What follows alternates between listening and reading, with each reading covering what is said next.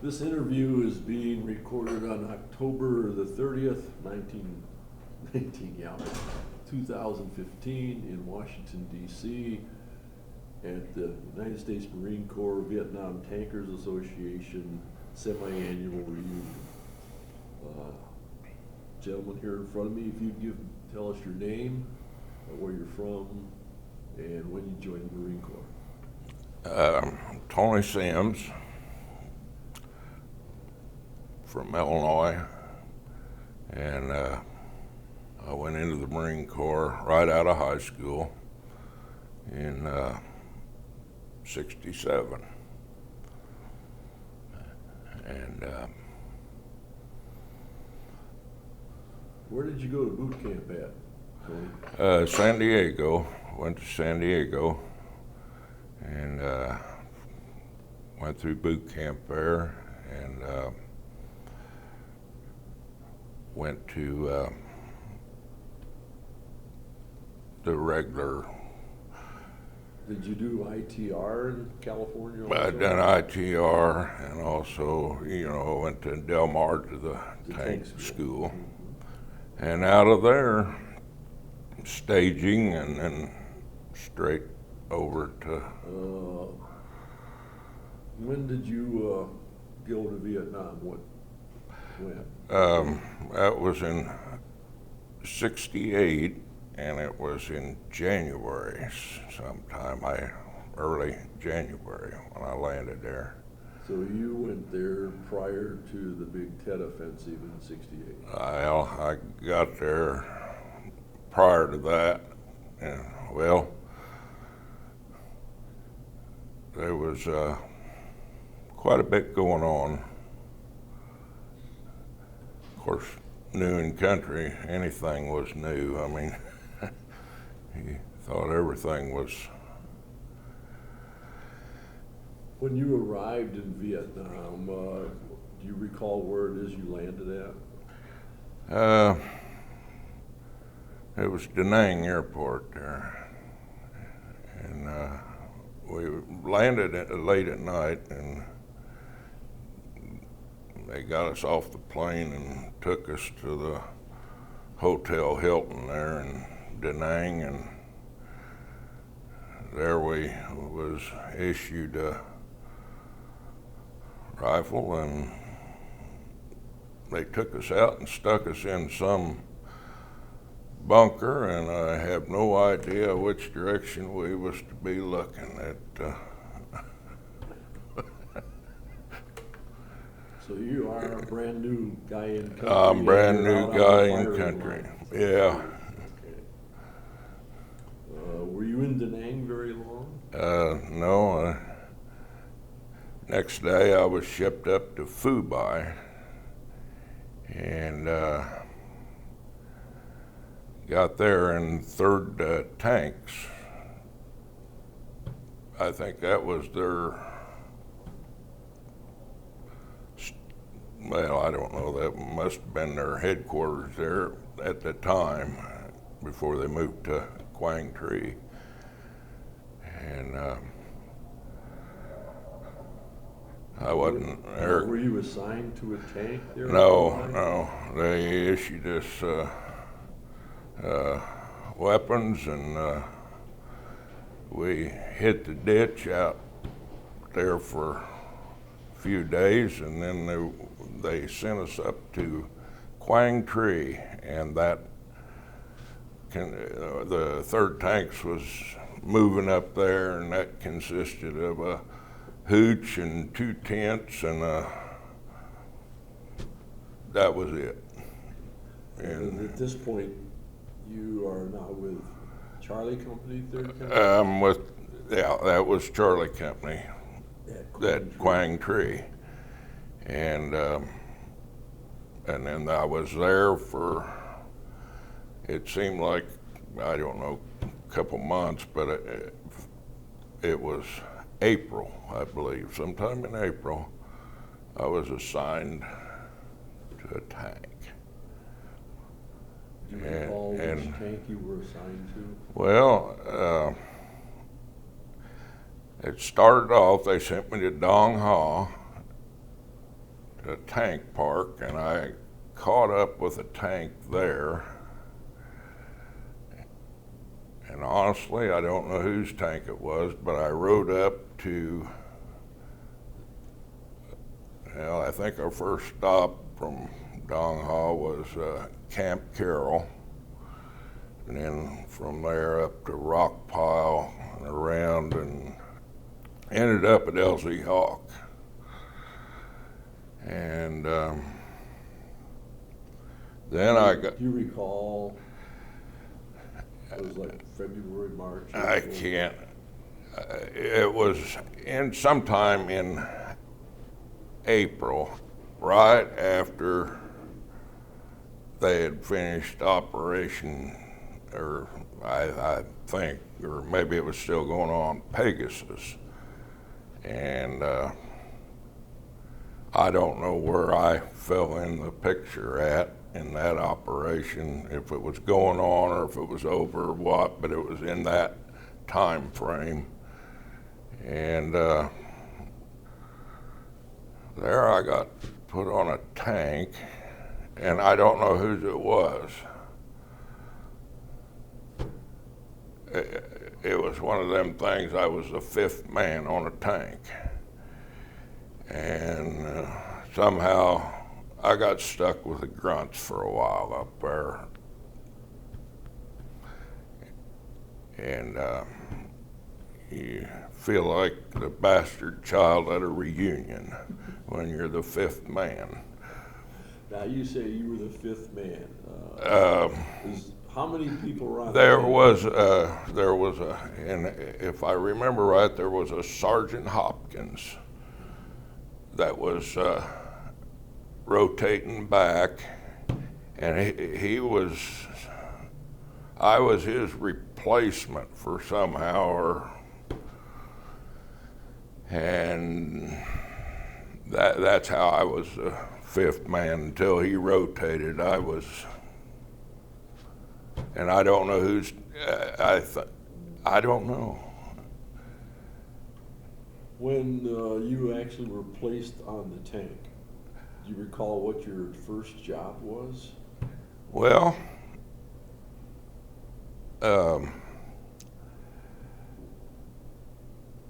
my first job, yeah, fifth man. But anyway, somehow I got stuck on Darrell Clark's tank. And from there was a short time where, and there was a driver, and I'm thinking his name was Tex, and I'm not sure of his last name, and it was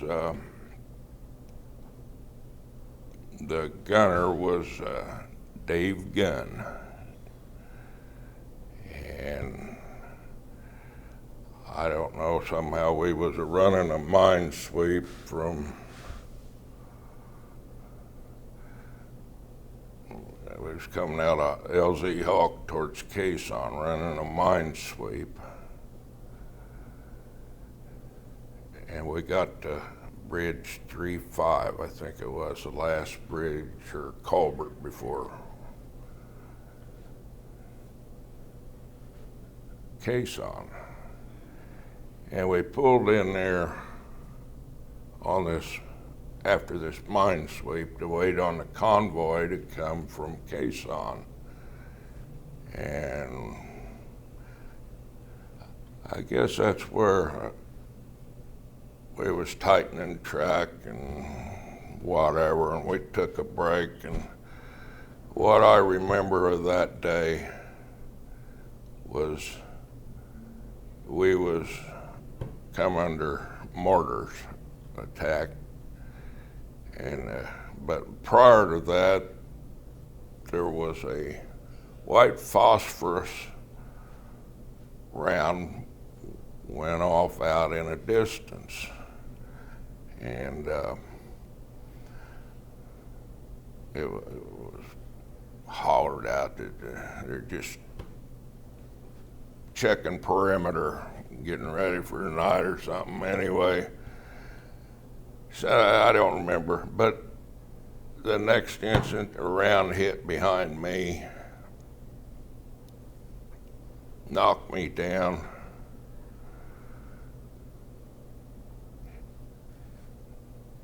Hit the driver and the loader. And I don't know how bad they were hit or anything. Dave Gunn was hit in the back of the head.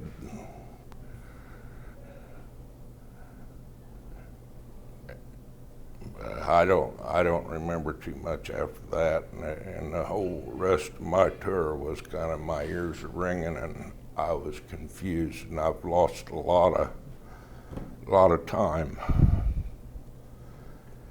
And now,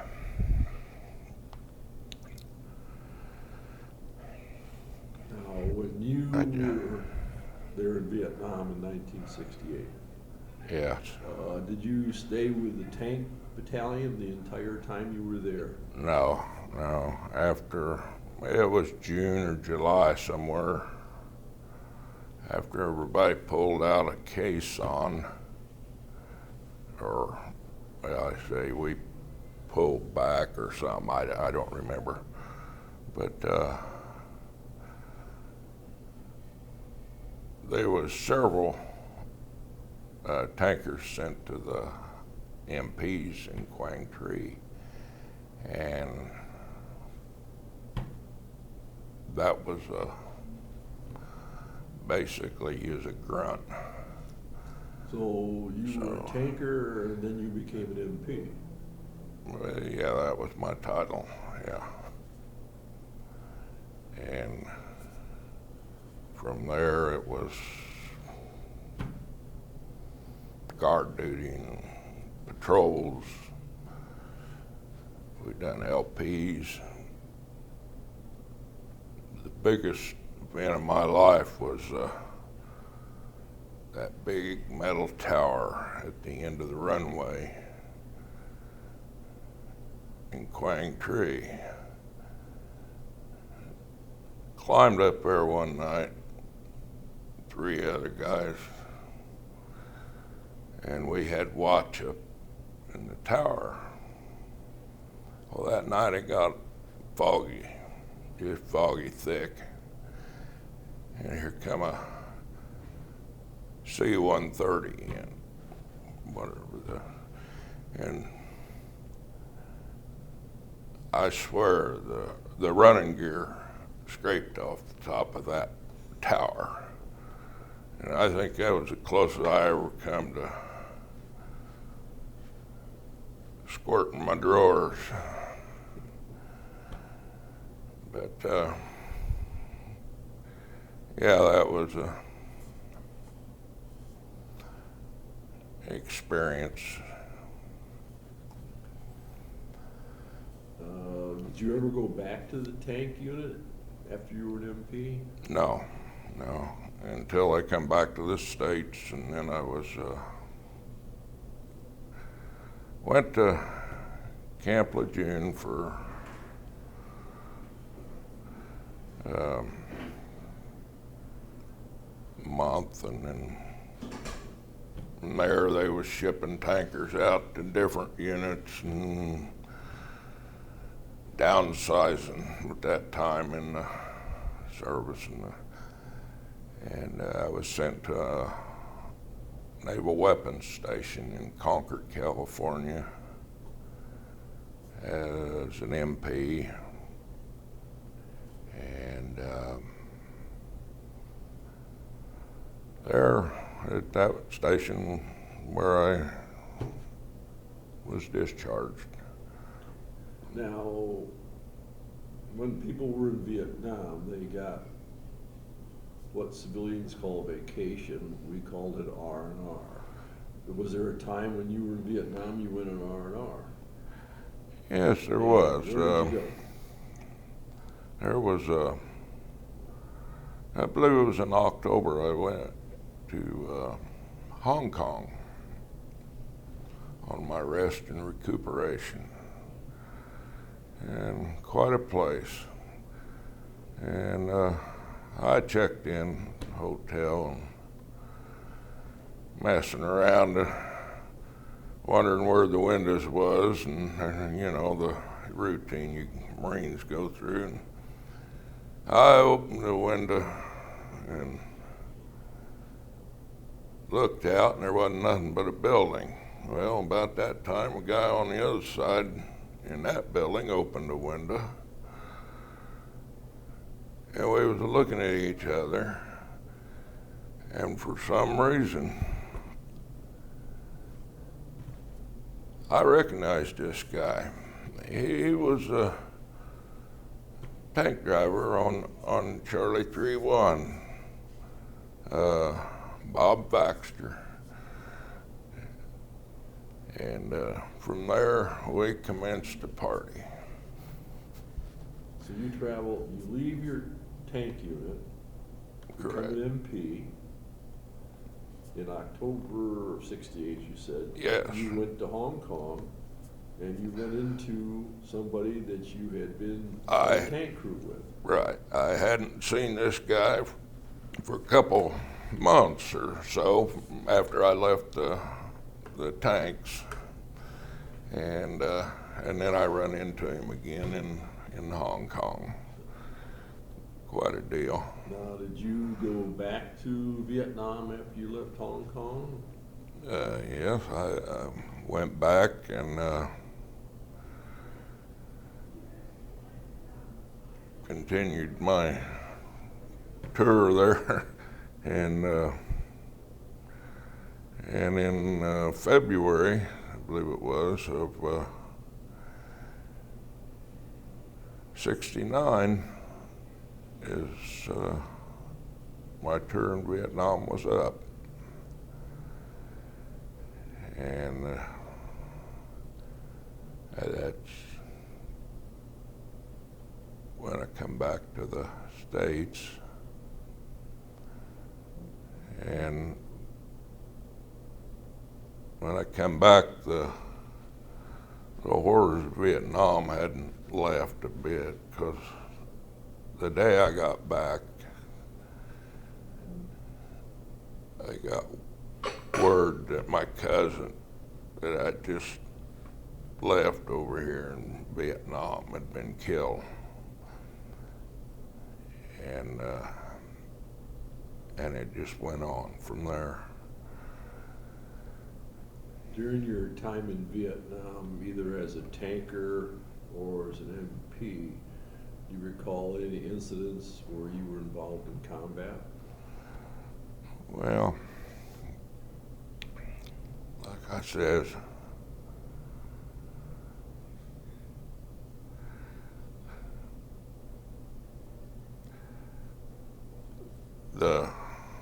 it's up on,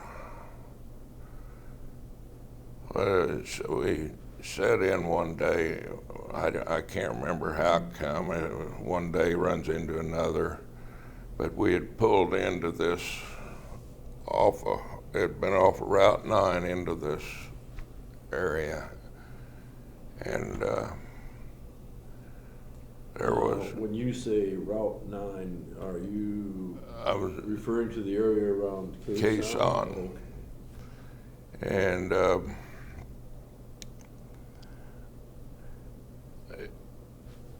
there was the grunts had some action going there, and we had pulled in for support. And to my knowledge, or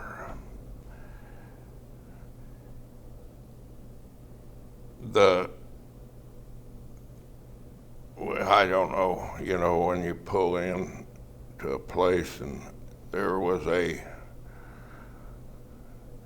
Daryl Clark told me, get out. And that was when this little guy come running out and heaved a grenade. Now I didn't see any of this, I'm getting down. Well, Darrell apparently got hit in the shoulder with this shotgun. Well, this stupid thing rolled down the tank and into the driver's compartment.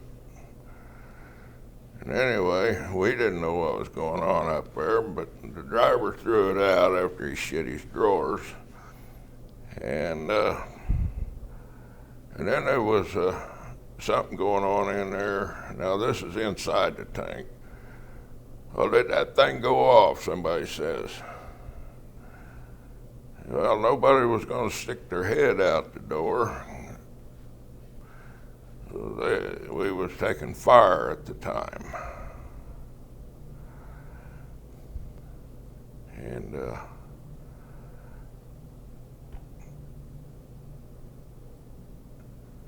from there, I know there was a grunt hit. Now, I recall getting out of the tank at one time, and I was clear down on the ground, started around the tank to help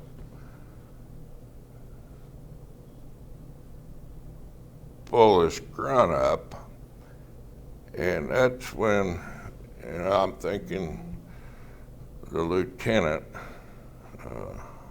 Ralston, and Nick Appa, I believe, got out of the tank, and I was told to get the hell back in the tank, and they run down and got this guy and drug him back. And from there, I stayed buttoned up the biggest part of the day, and don't recall too much. But there was a lot went on that day. Now this is when you were still with the tankers. Right. And I'm assuming this was sometime in May that this went on. And following all this, the next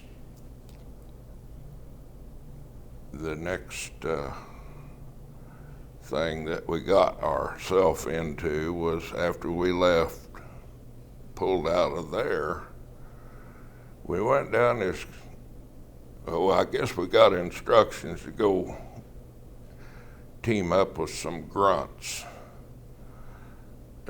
spend the night with them.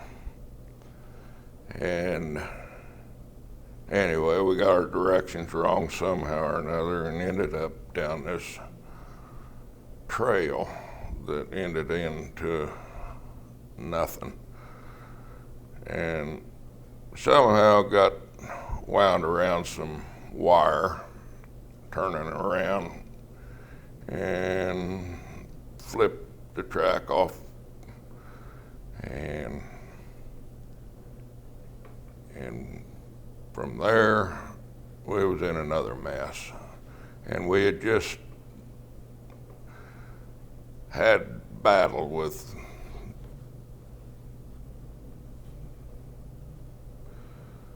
across the ravine from where we was at. So we was probably pretty much in a hot spot, and I don't recall. Okay. Did you recall any episodes where when you were an MP where you were involved in anything like that? Any kind of combat? Well, I'm not proud of some of the things I do or I've done, but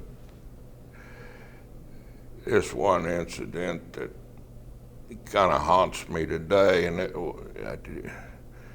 I was a short timer, and they stuck me out on the wire through the day, and I was basically the only one in quite a swipe there to watch the wire. And this mama son or whatever it was kept coming closer and closer to the wire and fooling around. So I called in to see what to do about it. And I was advised to pop a round, a 79 round out there in tear gas, a CS grenade, and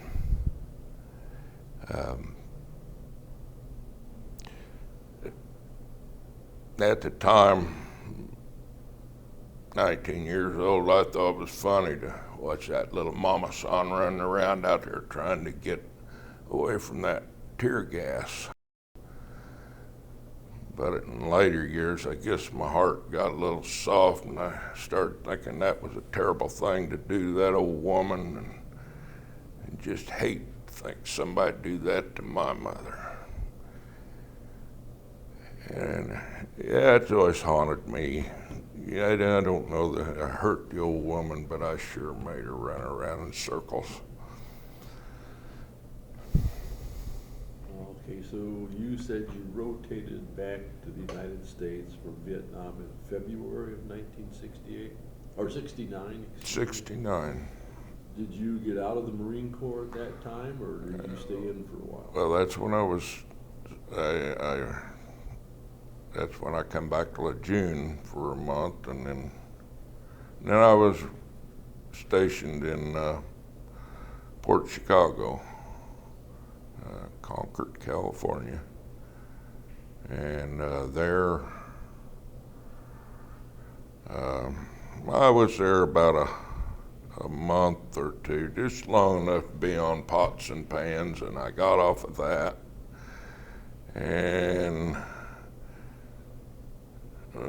somehow we was having an inspecting general come, so we had to go through all this physical fitness and inspections and stuff, and we went on this forced march, and well, I made it out, but as a good Marine, I didn't have what it took to get it back. I come down with malaria on this little hike, and time I got back, I was running about 105 temperature, and I'm thinking, people brain burn up at them temperatures, and I kind of panicked, but I guess I still got a little bit left. Now, did they put you in the hospital then? I was in the hospital in Oakland for quite a stay, and they told me I had 2 of 3 kinds of malaria that is contracted in that country. Well, great. So apparently then you contracted malaria while you were in Vietnam, but it didn't attack you until you came back to California. Correct. And from that little stay in the hospital, I went to light duty as a pressman in the basement of a Marine barracks in Concord, and from there,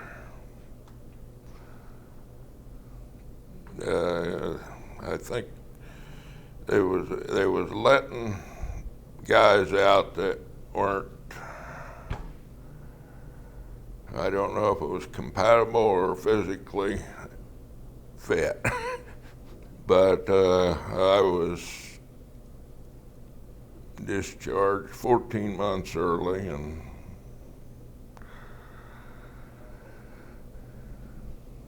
so you recall the month that you were discharged?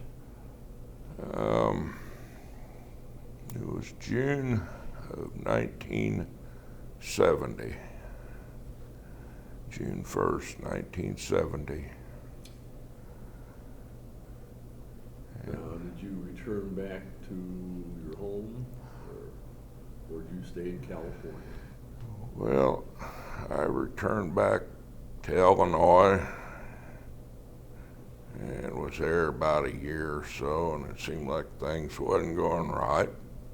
So I went back to California and stayed for a short stay, and then I was back to Illinois. But I was restless and couldn't get settled after I come back, and I never felt like I fit in anywhere. And pretty much the way I felt for many years.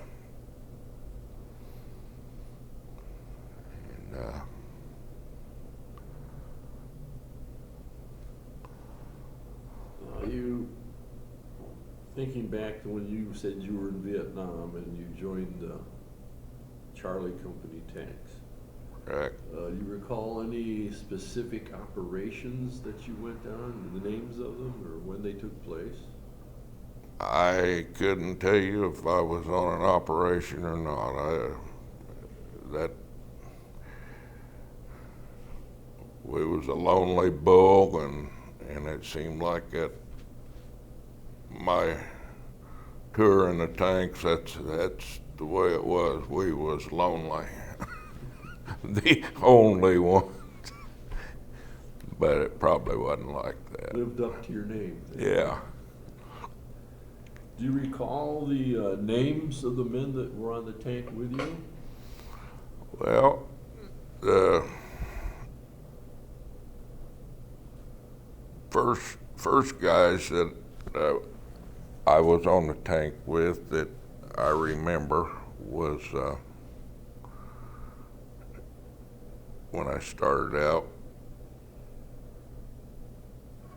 on Darrell Clark's tank was Dave Gunn and Madison Gale. And of course yourself. Myself and Darrell Clark. And then after we come into that mortar attack that day, the two guys was hit on a tank. They were medevaced. Never did see them again.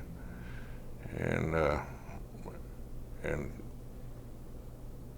then that's when Bob Baxter, Tom Freeman joined the tank, and Darrell Clark and myself. And that crew stayed together until Darrell Clark rotated, and I believe it was Ernie Perez was our new tank commander. Now, do you recall what the jobs were for each one of these men on the tank? Like, say, what was your job on the tank? I was loader on the tank, and that's the guy that gets out and opens the gate and pulls the wire out of the track. And then there's the driver. It was Bob Baxter, and the gunner was Tom Freeman, and tank commander Darrell Clark.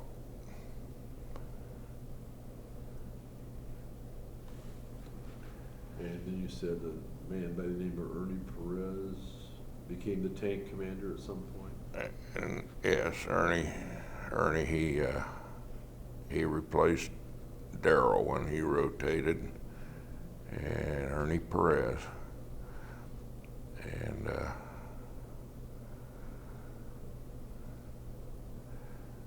from there, I I think we was on, and I can't remember that place, C4, Camlo, somewhere. Places that, yeah, I can't remember. So it sounds like then you pretty much, when you were on the tank, you guys pretty much traveled around a lot. Mine sweeps, convoys,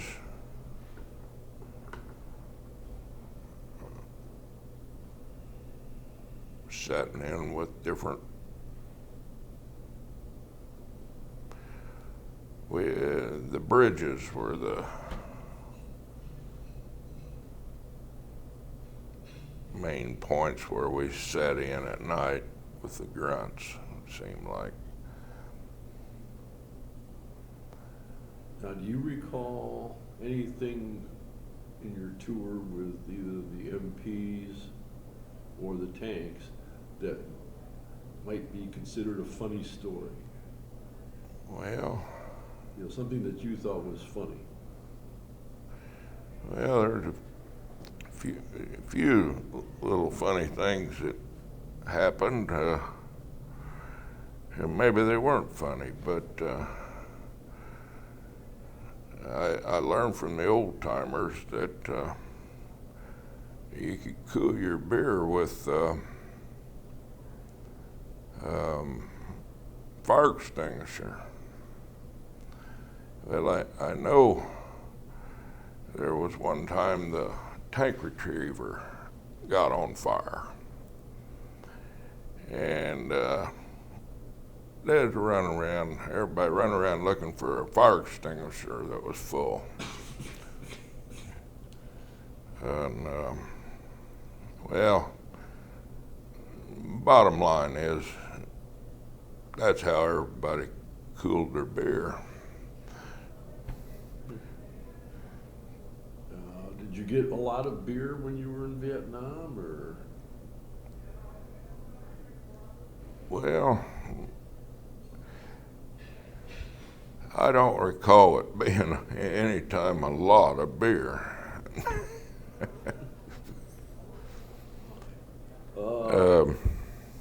When you were out in what they called the bush, what'd you fellas eat? What kind of food did you have? Well, now there was sea rations, and we swapped them around. Everybody had a different recipe for eggs and what have you. Mix this and that together. But you know, the time that we was out there and they flew us out ice cream, and it got there all right,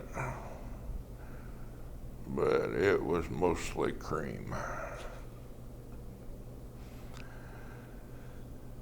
But the thought was there. Or those people that might be listening to you talk, Yes. and they don't know what sea rations are.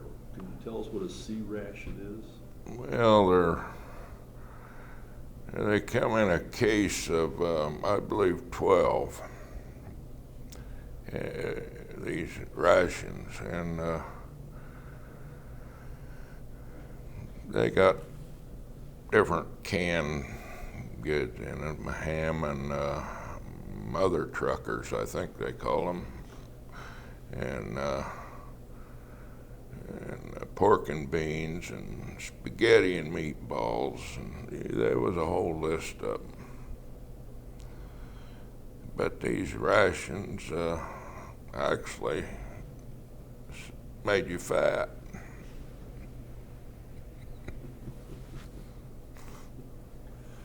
Of these sea rations, was there any that you remember that you liked better than others? Or were they all just real good? Well, there was always that rumor back in the day that the apricots was a dead man's fruit, and I sure eat a lot of apricots because nobody wanted them. Well, you're still alive. I guess Yeah. that means they weren't dead man's fruit. All right. And so, again, you said you were, early on, you were in a tank platoon. And then you became an MP. And then when you went home, you kind of were a little bit of everything until you mustered out of the Marine Corps. True. Now, when you got out of the Marine Corps, you said that you kind of traveled around a little bit.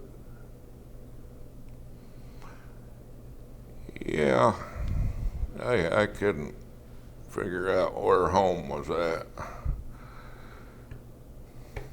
for a while. Did you, at some point in time, did you get married, have children, or anything like that? Well, I met a gal in San Francisco, California, and I married her, and we had 3 kids, and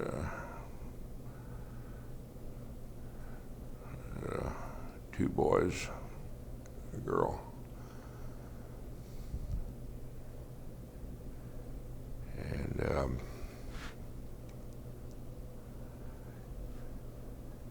that was a good time in my life, kids. But I guess I wasn't the person that I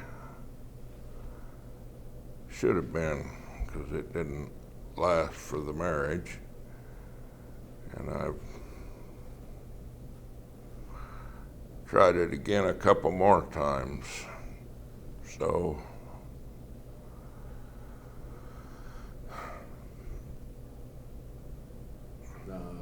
Where do you live now, Tony? I'm living in Illinois. Like me, I'm sure most people think of Illinois, they think of Chicago. So do you live in Chicago? No, that's another state in Illinois. No, I live in central Illinois, and Are you married at this time? I'm married at this time, and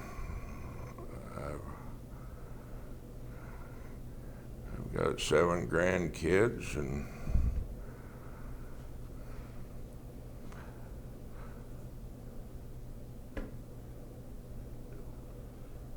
If, for some reason or some way, you were able to go back to being a young man again, and one of the conditions of doing that was to go back to Vietnam and fight all over again. Is that something you might consider doing? well, if I had the same bunch of guys that I was with over there with me this time, yeah, I'd give her another shot. Because I didn't have any sense the first time about what was going on.